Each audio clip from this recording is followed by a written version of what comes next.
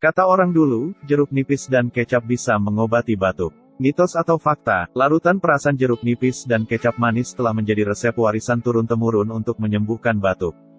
Namun, sebenarnya apa yang terkandung dalam jeruk nipis dan kecap sehingga dipercaya sebagai obat alami yang ampuh menyembuhkan batuk dan gejala lain seperti tenggorokan gatal? Dalam sebuah studi di African Journal of Traditional diketahui bahwa jeruk nipis mengandung berbagai zat antimikroba yang membantu pemulihan tubuh dari infeksi kuman penyakit. Oleh karena itu, jeruk nipis tidak hanya meredakan batuk. Gejala lain seperti demam, perih dan gatal di tenggorokan dapat dihilangkan dengan jeruk nipis.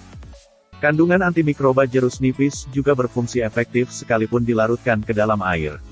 Manfaat kesehatan jeruk nipis ini diketahui bisa bekerja lebih baik apabila pemakaiannya dikombinasikan dengan obat herbal lainnya, yaitu bahan-bahan alami yang telah digunakan sejak lama sebagai obat-obatan.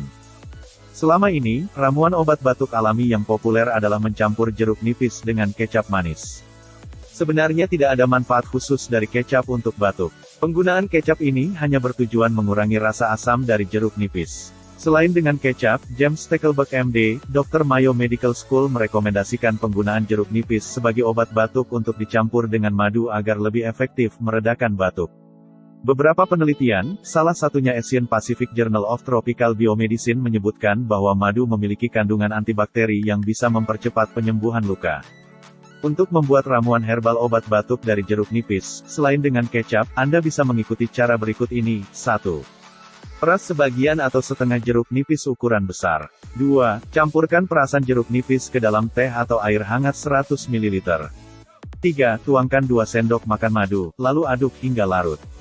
Minum selagi hangat untuk merasakan khasiatnya pada tenggorokan Anda. 4. Untuk manfaat maksimal sebaiknya rutin meminumnya 1-2 kali sehari selama batuk berlangsung.